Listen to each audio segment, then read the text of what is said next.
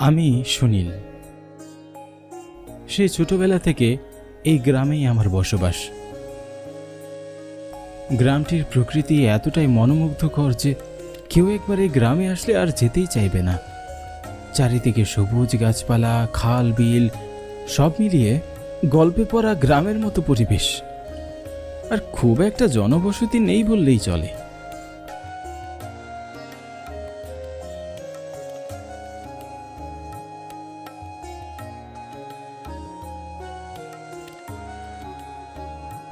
বাজার করে বাড়ি ফিরতে আমার অনেক দেরি হয়ে গেল। আজ খুব ক্লান্ত লাগছে শরীরটা, তাই আর দেরি না করে শুয়ে পড়লাম। ক্লান্ত থাকায় বেশ তাড়াতাড়ি চোখ ঝাপসা হয়ে আসলো। আমি ঘুমিয়ে পড়লাম। রাতে আর খাওয়াও হলো না। গভীর রাতে গরমে আমার ঘুম ভেঙে গেল। দু চোখ তাকিয়ে দেখতে পারলাম ফ্যানের পাখাটি চলছে না, মানে লোডশেডিং হয়েছে। গ্রামে আজ দুদিন ধরে প্রচুর গরম পড়েছে।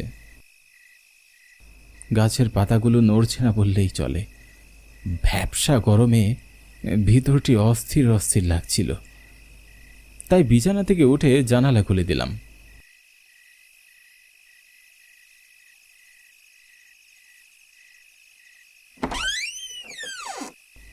তারপর আবার বিছানায় গিয়ে শুয়ে পড়লাম। জানালা খুলেও যে খুব একটা লাভ হলো সেটা কিন্তু নয়।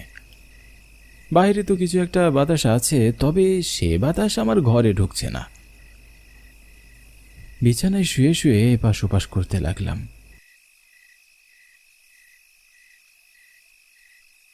কিন্তু কিছুতেই আমার ঘুম আসছিল না।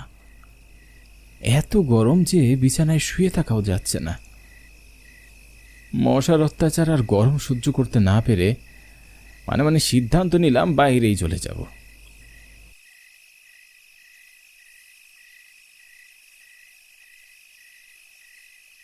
ঘর থেকে বাইরে চলে আসলাম।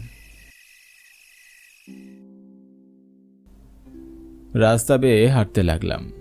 তারপর হঠাৎ করেই আমার আয়েশখানার কথা মনে পড়ে গেল।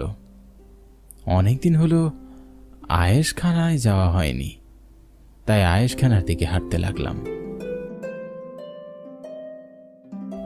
আয়েশখানা আমাদের গ্রামের খুবই পরিচিত একটি জায়গা। গরমের সময়ে আমাদের সকলের পছন্দের একটি জায়গা। জায়গাটিতে সারাক্ষণ